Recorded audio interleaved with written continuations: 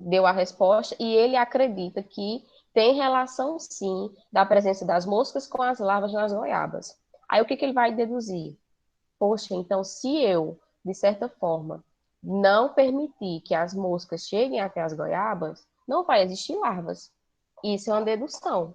Então ele está deduzindo, né, ele está fazendo previsões sobre o que poderia acontecer caso a sua hipótese fosse verdadeira. Isso é a quarta etapa do método científico. São as deduções. Depois que ele deduzir, o que ele vai fazer? Ele vai para a prática. Ele vai para a fase de experimentação. Pronto. Respondo já, viu, Felipe? A gente vai chegar nessa pergunta aí já já.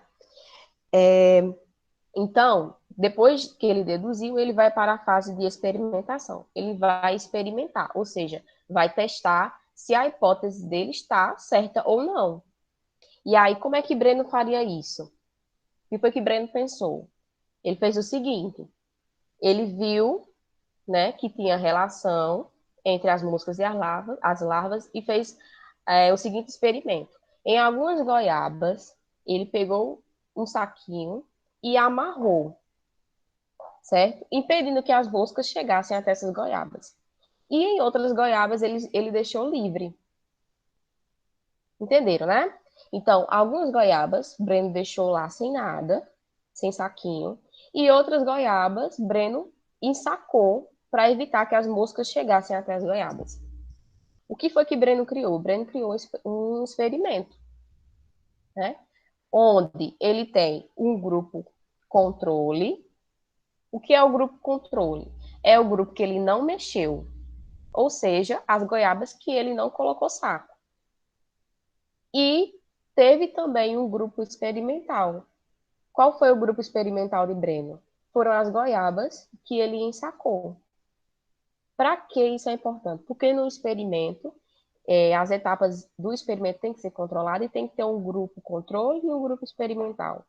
Porque a partir daí, Breno vai poder comparar o que acontece com o grupo controle, ou seja, que ele não mexeu, e o que acontece com o grupo experimental. Certo? Espero que esteja todo mundo entendendo. Depois que Breno fez a experimentação, ele observou os resultados. Aí o que foi que Breno viu? Que as goiabas que estavam sem o saquinho, elas continuaram aparecendo as larvas, e as goiabas que foram ensacadas não tinham larvas. Aí o que foi que Breno concluiu? Que realmente a sua hipótese de que existia uma relação entre as moscas e as larvas estava correta, certo? Aí o aluno Felipe perguntou o seguinte: professora, e se ele fizer um artigo e depois alguém provar o oposto? Vamos falar sobre isso. Na ciência, gente, hum, qualquer conhecimento científico, ele é falseável, ou seja, ele é testável. Então, por exemplo, Breno é um pesquisador e teve êxito na sua hipótese. Isso não quer dizer que Breno já pode sair, né, alegre, postando nas redes sociais que é um cientista porque aprovou uma hipótese. Isso não é ciência, né?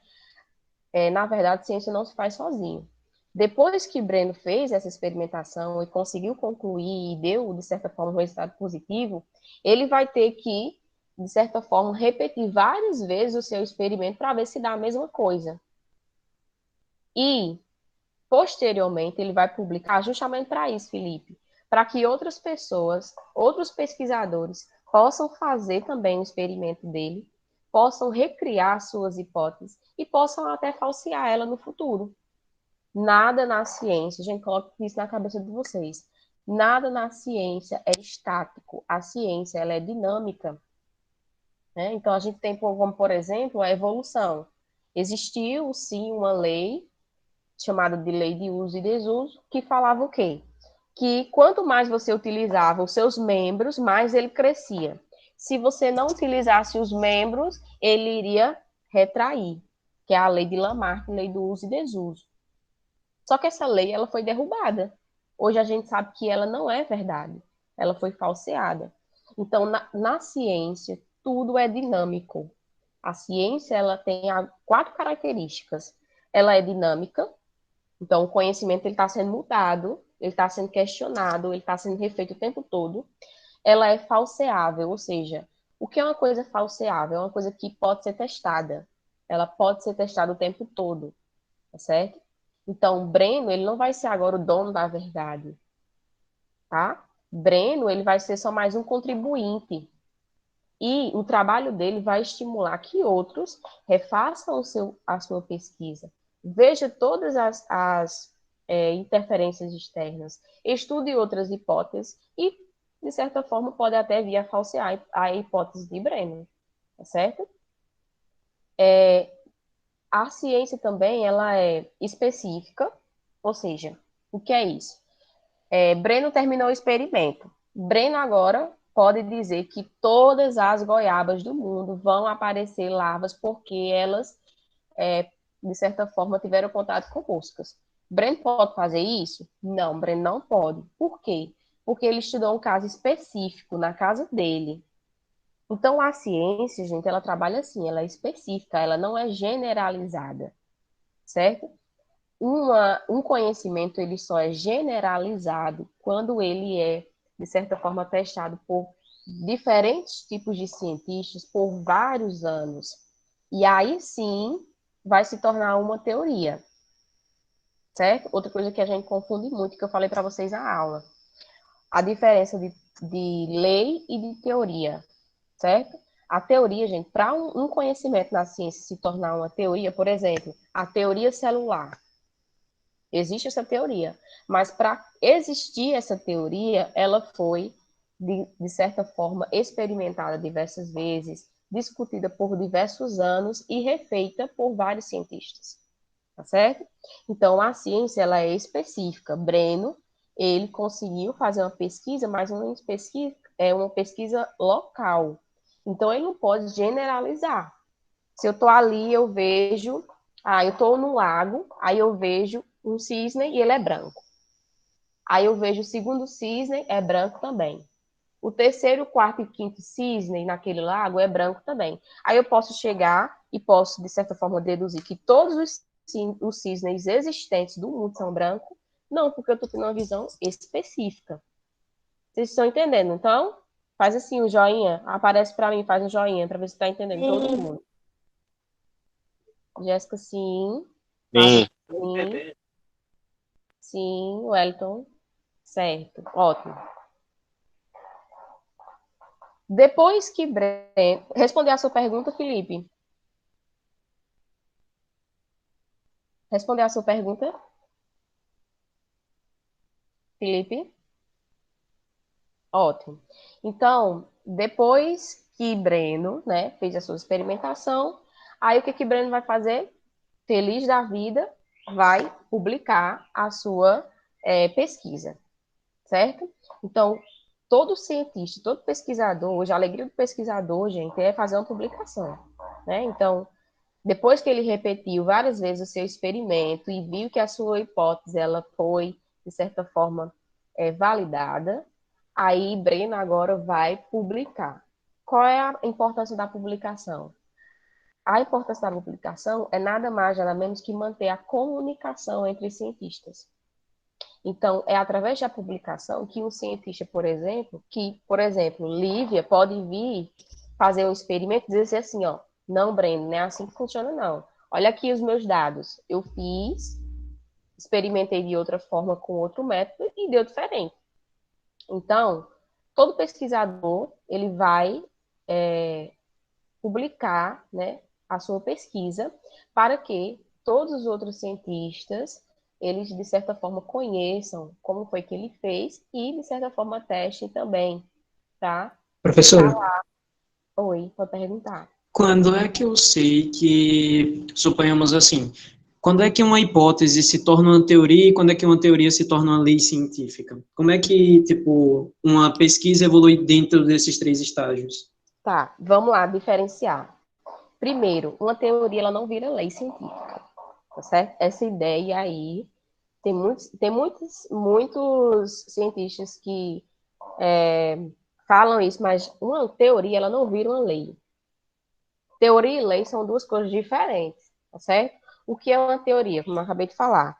São muitas hipóteses sobre um determinado assunto reunidas. Isso quer dizer o quê? Que muita gente estudou e que ela foi, de certa forma, experimentada por vários anos e várias vezes. Então, um fenômeno, ele só vira uma teoria quando, de certa forma, é generalizado, certo? Coisa que não ocorre, de certa forma, na ciência. Todo pesquisador, ele vai trabalhar de forma específica, mas a junção do trabalho de vários pesquisadores por vários anos, né, várias experimentações, pode vir a se tornar uma teoria. A teoria, Wellington, ela explica um fenômeno, tá certo? Ela explica o fenômeno. A lei é diferente. Uma lei, ela, de certa forma, é só uma. Ela só relata. Ela só relata que existe.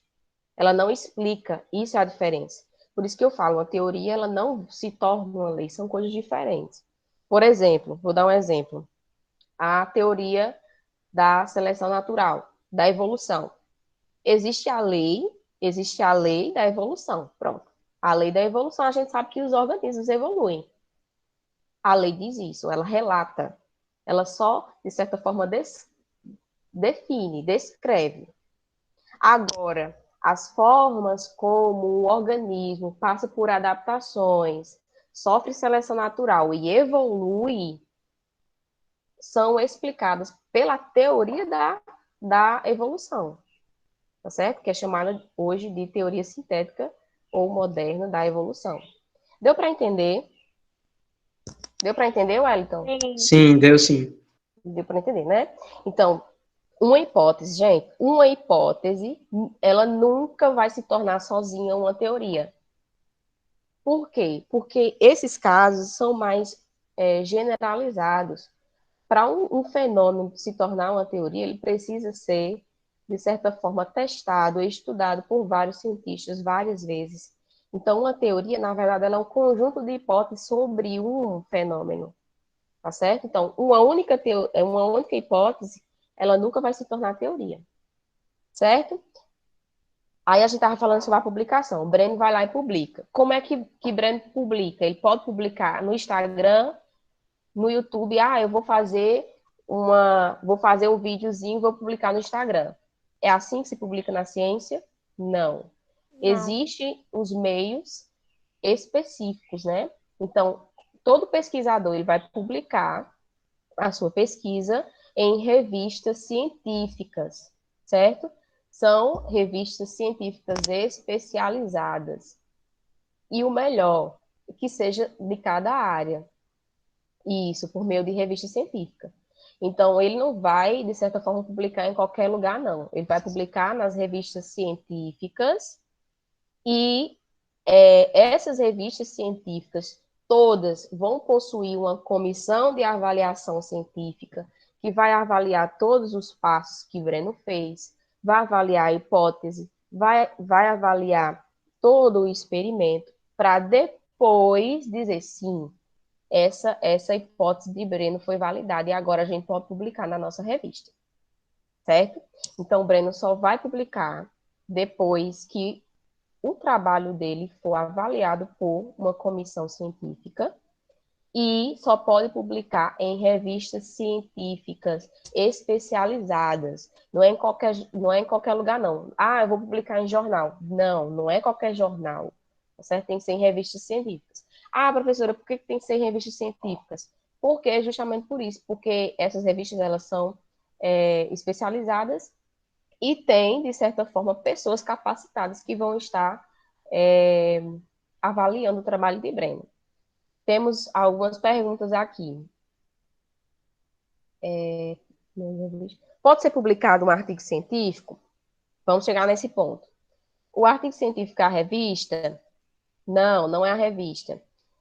São diferentes, são diferentes. Então, vamos lá. As revistas científicas, tá? Os periódicos em revistas científicas, são, na verdade, um conjunto de artigos científicos. Então, Breno